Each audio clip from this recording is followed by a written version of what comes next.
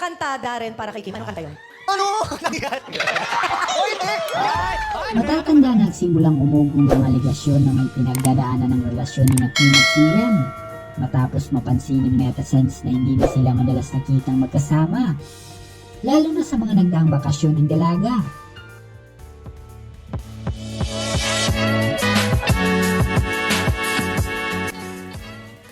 At ito lamang buwan ng November ay tila nadagdagan ang mga haka-haka na hiwalay na ang dalawa dahil sa napansin ng mga netizens na tila hindi raw binati ni Sian ang dalaga sa successful run ng Linlang na nagtapos nito lamang November 16. Isa nga sila sa mga hinahangaan bilang isang celebrity couples na sinubaybayan ng marami dahil sa kanilang matatag na pagmamahalan na kasalukuyang 10 taon ng kanilang relasyon, kung saan ay marami din ang umaasa na mauwi sa kasalan ng kanilang pagsasama.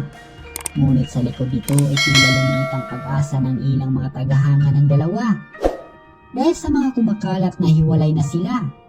Dahil sa mga nagdaang mga araw na tila napansin ng mga netizens na tila may pinagdadaanan ng dalaga dahil sa mga galaw nito na hindi na umano masiyahin ng aktres.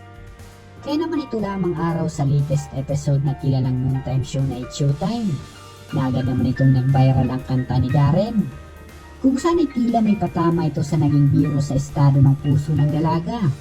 Anya pa ng netizens sa mga jokes ng It's Showtime, halatang may something kay Kim at Sian.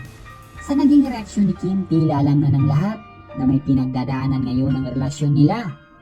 Dahil nga sa naging birong kanta ni Darren na may pamagat na anong nangyari sa ating dalawa, ay nagulat nga dito ang It's Showtime family. Sa sinabi ni Darren kung saan agad naman itong iniba ang usapan ng bilang co-host ng It's Showtime, na binalik naman nila dito sa kanilang contestant dahil sa tila natamaan ng dalaga sa sinabing kanta ni Darren. At dahil nga dito ay hindi maiwasang mag-isip ng ilang fans nila Kim at Sian kung ano nga ba ang tunay na estado ng kanilang relasyon ngayon. Dahil tila hanggang ngayon ay tikong pa rin ang bibig ng dalawang panig sa mga aligasyon na kumakalat ngayon sa social media.